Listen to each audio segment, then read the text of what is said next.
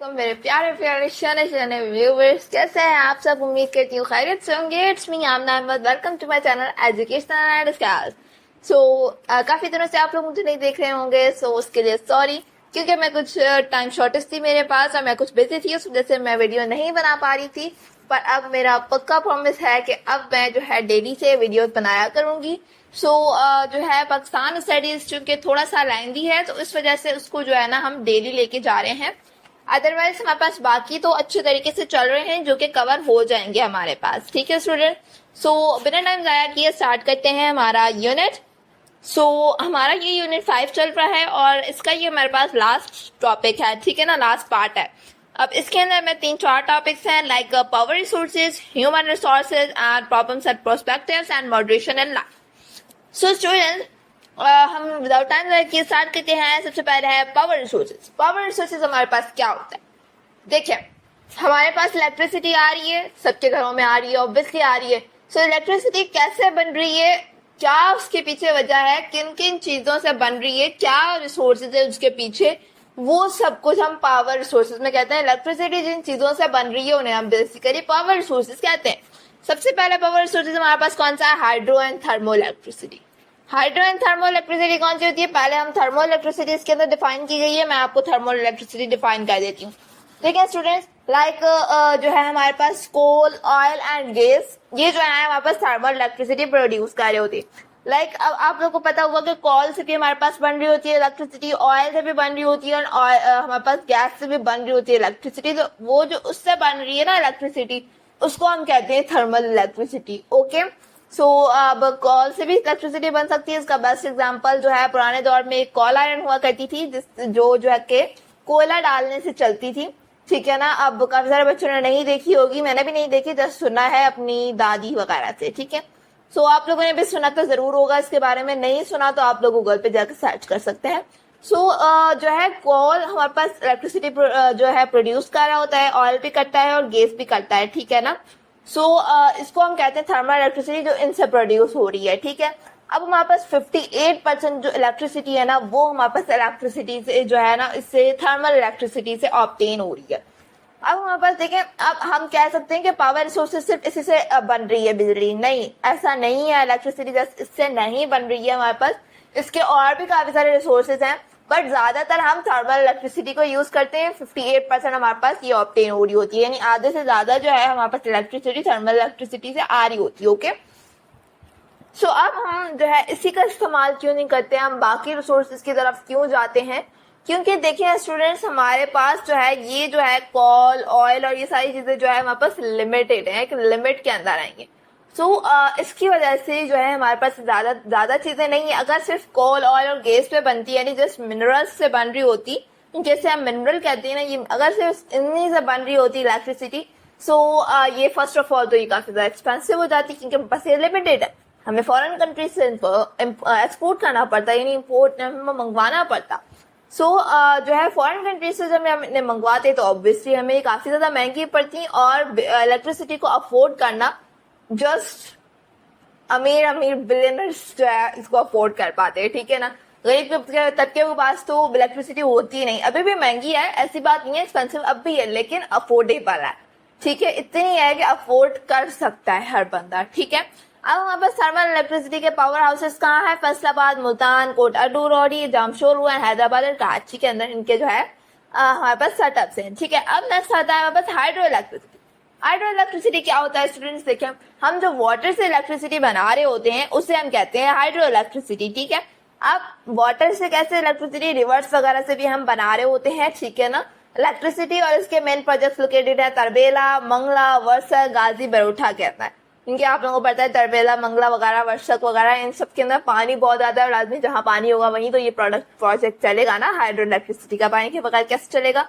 42% हमारे पास electricity use हो रही होती है हाइड्रो इलेक्ट्रिसिटी, एंड ये जो है हमारे पास काफी कम होती है थर्मल इलेक्ट्रिसिटी से, इसकी जो है प्राइस काफी ज्यादा कम होती है। ठीक है, और फिर इसका एक फायदा ये होता है कि इसकी कॉस्ट कम होती है, एंड देन इसका सेकंड फायदा होता है कि इसके ये जो है एयर पोल्यूशन जो है हमारे पास नहीं क्रिएट करी होती, नहीं जनरेट करी होती, तो इसका ये भी एक फायदा है। ठीक है ना, नेक्स्ट हमारे पास है atomic and nuclear energy. Atomic and nuclear energy क्या होता है? मैं इंग्लिश नहीं पढ़ी क्योंकि काफी ज्यादा लंबा हो जाएगा वीडियो और आप लोगों को जो है काफी ज्यादा मसला भी होता है। एक एक सेंटेंस की मीनिंग बता रही हूँ, कोई सेंटेंस छूट जाए तो आप लोग मुझे कमेंट बॉक्स में बता सकते हैं। सो हमारे पास एटॉमिक एंड न्यूक्लियर एनर्जी क्या होता है, देखिए हमारे पास एक एलिमेंट होता है यूरेनियम के नाम से, जिसका सिंबल होता है यू, ठीक है। अब ये यूरेनियम आप लोगों ने इसके बारे में केमिस्ट्री के अंदर तो पढ़ा ही होगा, नहीं पढ़ा तो आप लोग पढ़ सकते हैं, गूगल पर से सर्च भी कर सकते हैं। यहाँ बस हैवी ग्रे कलर का होता है, मेटेलिक एलिमेंट है ये, ठीक है। पीडीएफ टेबल के अंदर भी देख सकते हैं आप लोग, ठीक है।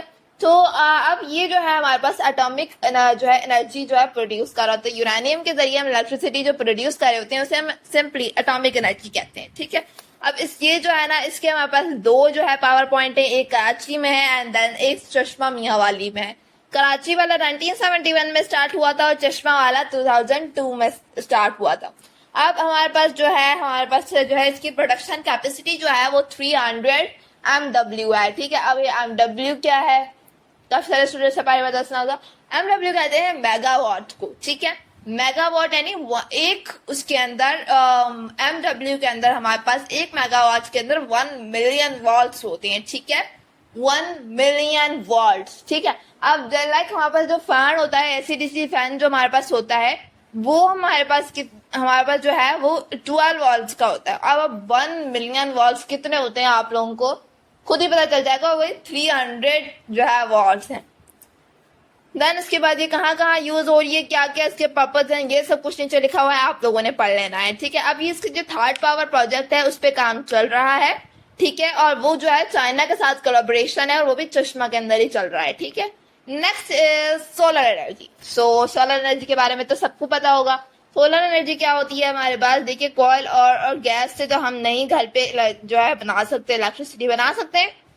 आज तक किसी ने घर के अंदर कोल और ऑयल और गैस से जो है ना इलेक्ट्रिसिटी जो है बनाई है, वाटर से बनाई है? नहीं बनाई, ऑब्वियसली नहीं बनाई।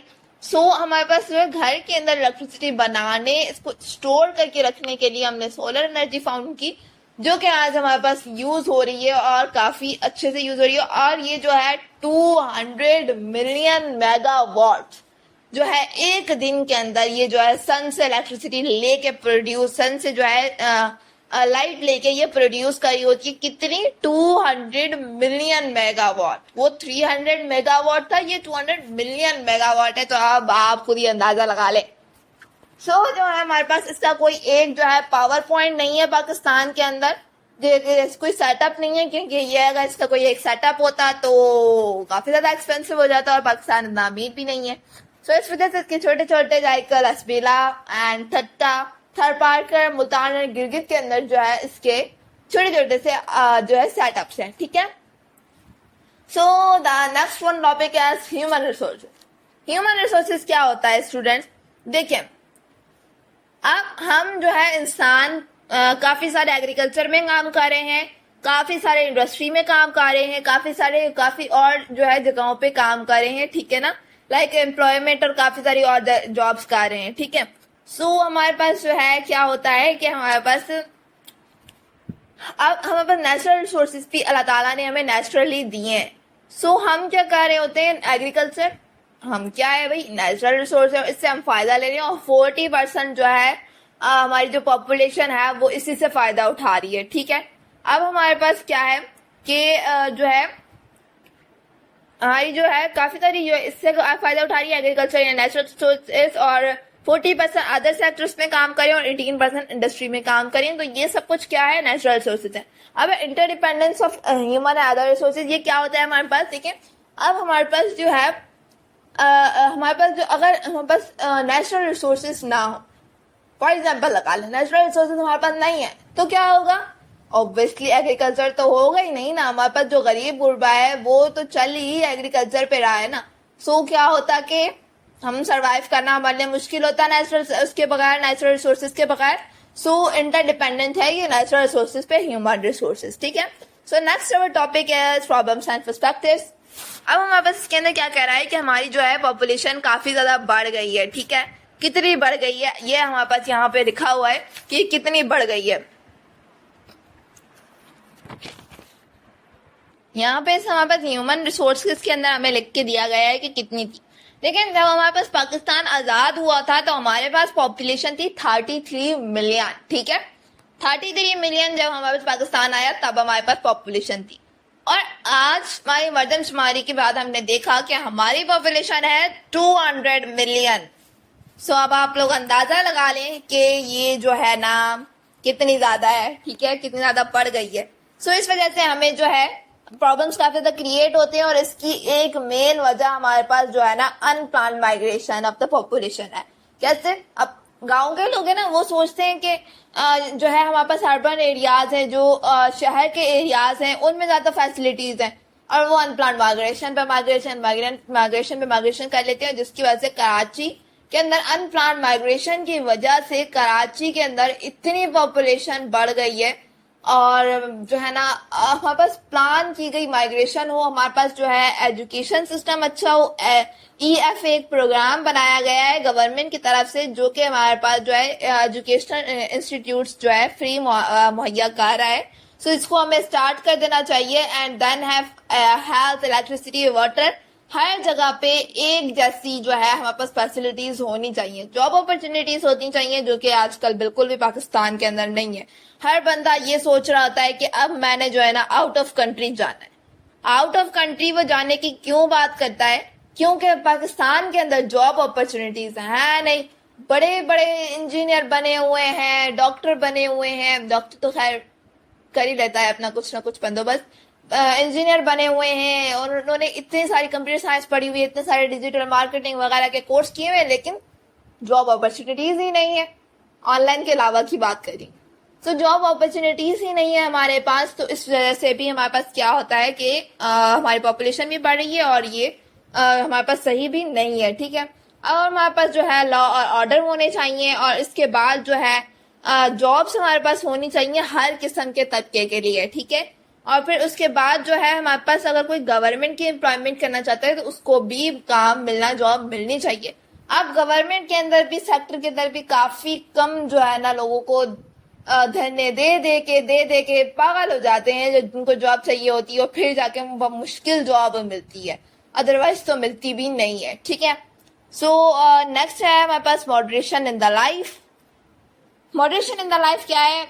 मॉडरेशन इन द लाइफ को हम इजी वर्डिंग में मियाना रवि यानी एतदाल कह सकते हैं, यानी हर चीज को बैलेंस रखना हमारे पास, ठीक है ना।